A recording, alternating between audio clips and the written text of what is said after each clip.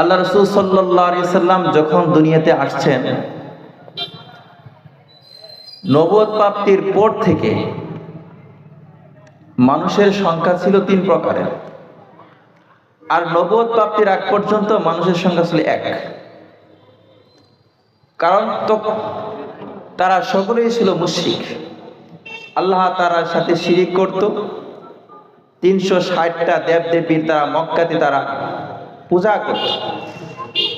রাসূল আকরাম সাল্লাল্লাহু আলাইহি সাল্লাম যখন তিনি আমাদেরকে দাওয়াত দিলেন, দাওয়াত দেওয়ার পরে থেকে নিয়ে শুরু করে রাসূল আকরাম সাল্লাল্লাহু আলাইহি সাল্লামের ইন্তেকালের আগ পর্যন্ত মানুষের সংখ্যা ছিল 3 রকমের। এক প্রকার হচ্ছে কাফের, যাদের জন্য আল্লাহ সুবহানাহু ওয়া তাআলা বলেছেন যে যারা চিরস্থায়ীভাবে যারা জাহান্নামে থাকবে, খালিদিনা ফিহা, যে তারা সর্বদাই জাহান্নামের ভিতরে থাকবে। আরেক প্রকার যারা রাসূল আকরাম সাল্লাল্লাহু আলাইহি সাল্লাম যে সকল বিধান এনেছেন এই বিধানের উপর আমল করেছেন এবং এই বিধান অনুযায়ী আমল করার পরে তারা দুনিয়া থেকে রাসূল আকরাম সাল্লাল্লাহু আলাইহি সাল্লাম আনিত বিধানের উপর ঈমান আনিয়ে তারা ইন্তেকাল করেছেন, তাদেরকে বলা হয় মুমিন বা মুসলমান। আরেক প্রকার দল হচ্ছে, আর মুমিনের জন্য আল্লাহ সুবহানাহু ওয়া তাআলা রেখেছেন জান্নাত। তৃতীয় নম্বর যে প্রকারটা, এটা মুসলমানও না কাফেরও না, মধ্যবর্তী একটা দল, যাদের সম্পর্কে আল্লাহ সুবহানাহু ওয়া তাআলা বলেন, যাদেরকে বলা হয় মুনাফিক, তাদের সম্পর্কে আল্লাহ সুবহানাহু ওয়া তাআলা বলেন ইন্নাল মুনাফিকিনা ফিদ দারকি আসফালি মিনান নার। আল্লাহ সুবহানাহু ওয়া তাআলা বলেন এদের তৃতীয় নম্বর যে একটা দল আছে, এই দলের এদের শাস্তি হচ্ছে জাহান্নামের যে নিম্ন জায়গা আছে, ওই নিম্ন জায়গায় এই মুনাফিকদের স্থান হবে।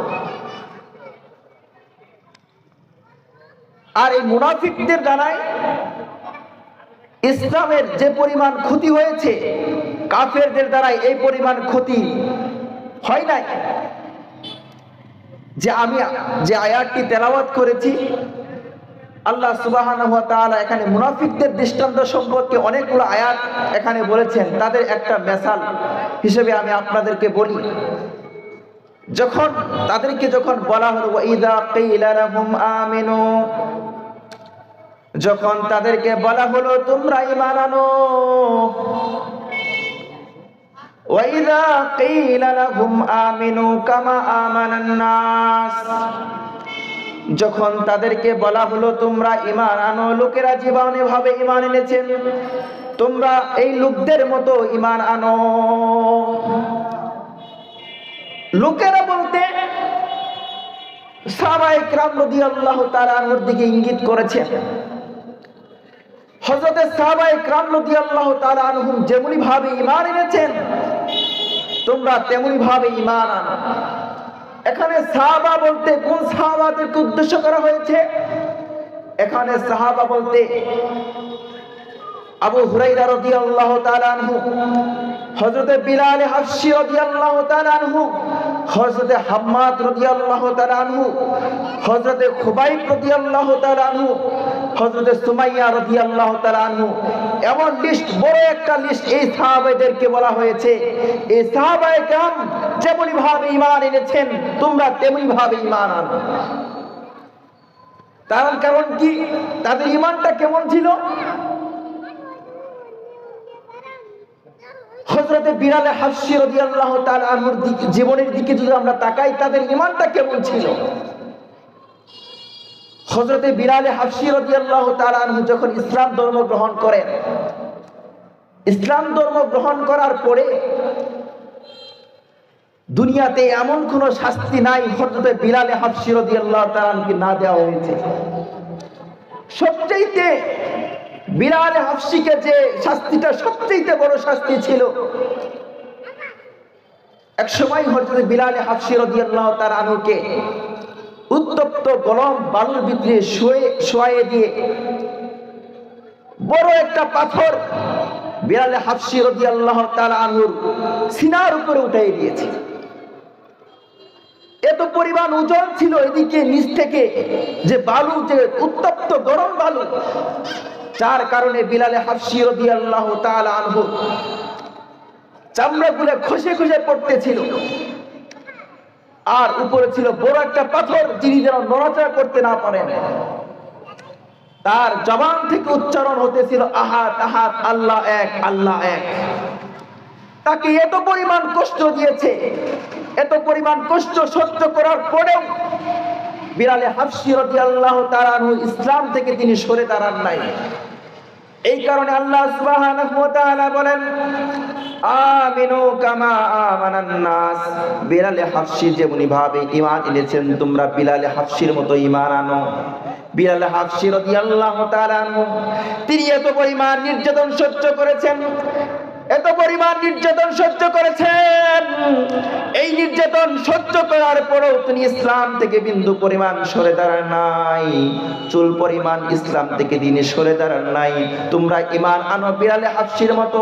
তোমাদের এই বাংলার জমিনে তোমাদের উপর অত্যাচার করা হতে পারে, ঈমান আনার কারণে তোমাদের উপর জেল জুলুম হতে পারে, ঈমান আনার কারণে তোমাদের উপর শারীরিক যত ধরনের শাস্তি হতে পারে, তারপরেও তোমাদের ঈমান আনার কারণে যত ধরনের শাস্তি হয়, শাস্তির কারণে তোমাদের ঈমান থেকে তোমাদের সরে দাঁড়ানো যাবে না। আমিনু কামা আমানান নাস।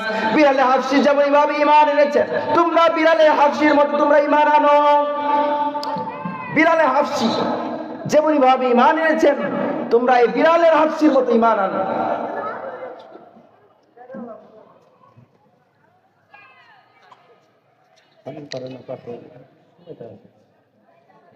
তোমরা ঈমান আনো কাদের মতো? হযরত হাম্মাদ রাদিয়াল্লাহু তাআলা আনহু, হযরত আব্বাস রাদিয়াল্লাহু তাআলা আনহু যেমনি ভাবে ঈমান এনেছেন, তোমরা তেমনি ভাবে ঈমান আনো। হযরত হাম্মাদ এবং হাব্বাতের কেমন ঈমান ছিল? এক সময় রাসূল আকরাম সাল্লাল্লাহু আলাইহি সাল্লাম একটা যুদ্ধ থেকে তিনি আসতেছিলেন, ফিরতেছিলেন, যুদ্ধ শেষ, আসতেছিলেন, প্রতিমধ্যে এমন একটা জায়গায় তিনি যুদ্ধ বিরতি করলেন। এমন একটা জায়গায় তিনি অবস্থান করলেন যেখানে জনমানবহীন, একেবারে ভয়ঙ্কর একটা জায়গায়, সেখানে যুদ্ধ বিরতি করলেন। যুদ্ধ শেষে সেখানে তিনি অবস্থান করলেন,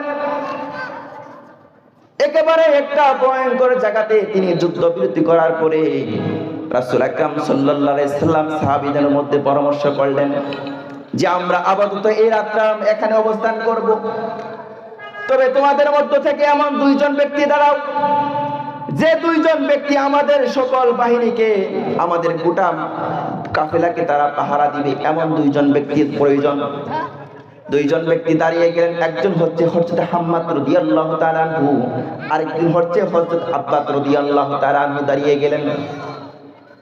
যেদিক থেকে শত্রুপক্ষ আক্রমণ করবে সেখানে তিনি দাঁড়াইলেন। দুইজনে মিলে আম্মাদ এবং হাব্বাস রাদিয়াল্লাহু তাআলা আনহু পরামর্শ করলেন, আমরা দুইজন যদি সারা রাত জাগিয়ে থাকি, হতে পারে কোন সময় আমাদের ঘুম চলে আসবে, দুজন ঘুমিয়ে পড়ব। এই ঘুমিয়ে পড়ার ফাঁকে মুসলমানদের উপর শত্রুপক্ষ আক্রমণ করবে। দুইজনে মিলে একটু পরামর্শ করি। তার কারণ হলো আমরা যদি দুজন ব্যক্তি যদি ঘুমিয়ে যাই, হতে পারে শত্রুপক্ষ আমাদের উপর আক্রমণ করে ফেলবে। এই জন্য তারা দুইজন ব্যক্তি পরামর্শ করলেন।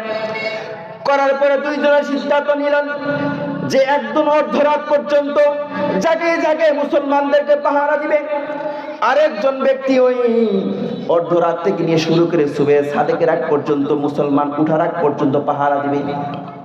দুইজনের ভিতরে যখন পরামর্শ করলেন, পরামর্শ করার পরে প্রথম বাক্যে যে আসলো হযরত আব্বাস রাদিয়াল্লাহু তাআলা আনহু, হযরত আব্বাস রাদিয়াল্লাহু তাআলা আনহু প্রথম ফরিকের ভিতরে তিনি পড়ে গেলেন।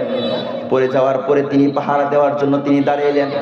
মনে মনে চিন্তা করতে লাগলেন, রাত্রি তো অনেক গভীর, অর্ধরাত পর্যন্ত আমাকে পাহারা দিতে হবে, আমি সারা রাত দাঁড়িয়ে দাঁড়িয়ে আর কি করব?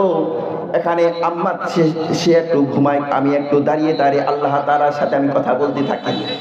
এই বলে আব্বাস রাদিয়াল্লাহু তাআলা নামাজে দাঁড়িয়ে গেছে। যাওয়ার পরে তিনি নামাজের ভিতরে কোরআনে কারীম তেলাওয়াত করতেছে। এদিক থেকে শত্রুপক্ষ হাঁটি হাঁটি পা পা করে কাছ পর্যন্ত চলে আসছে। কাছের পর্যন্ত যখন চলে আসছে, এটা দূর থেকে মনে হয় এটা মানুষের ছায়া মনে হচ্ছে। মনে হয় কোনো একটা মানুষের মুসলমানদের একটা ছায়া হবে। যাই হোক, যেহেতু মুসলমানদেরকে একজনকে পেয়ে গেছে, জায়গার মতো একটু পেয়ে গেছে, একটু সাইজ করে দেয়। এই জন্য তার ধনুক থেকে তীরটাকে নিয়ে তার শরীরের ভিতরে একটা নিক্ষেপ করলেন। আব্বাস রাদিয়াল্লাহু তাআলা আনহু তার শরীরের ভিতরে যখন তীরটাকে লাগলো, লাগার পরে তিনি নামাজের ভিতরে আল্লাহ তাআলার সাথে কথা বলতেছিলেন, কোরআনে কারীম তেলাওয়াত করতেছিলেন। আর এই কোরআনটা হচ্ছে কালামুল্লাহ। বান্দা যখন আল্লাহ তাআলার নামাজের ভিতরে বান্দা যখন কোরআন তেলাওয়াত করতে থাকে, ওই সময় আল্লাহ তাআলা ওই ব্যক্তির প্রত্যেকটা কথাই জবাব দিতে থাকে। বান্দা যখন নামাজের ভিতরে কোরআন কারীম তেলাওয়াত করতে থাকে, আল্লাহ তাআলার কালাম পড়তে থাকে, প্রত্যেকটা কথা জবাব আল্লাহ তাআলা দিয়ে থাকে। আব্বাস রাদিয়াল্লাহু তাআলা আনহু তিনি নামাজের ভিতরে আল্লাহ তাআলার সাথে কথা বলতেছিলেন, এদিক দিয়ে তার শরীরের ভিতরে তীর নিক্ষেপ করেছে, তিনি নামাজ থেকে ছাড়ে নাই। এখানে সে আবার শনাক্ত করছে, হতে পারে এটা মানুষ নয়, মানুষ নাকি অন্য কিছু, এটা নিশ্চিত করার জন্য আরেকটা তীর মারছে। একে একে একটা দুইটা নয়, তিনটা তীর তার শরীরের ভিতরে লাগছে। এদিক দিয়ে আব্বাস রাদিয়াল্লাহু তাআলা আল্লাহ তাআলার সাথে কথা বলতেছিলেন। আস্তে আস্তে তার নামাজ শেষ। নামাজের ভিতরে যে তীর নিক্ষেপ করছে, তীরগুলো নামাজের ভিতরে সবগুলো খুলে ফেলছে।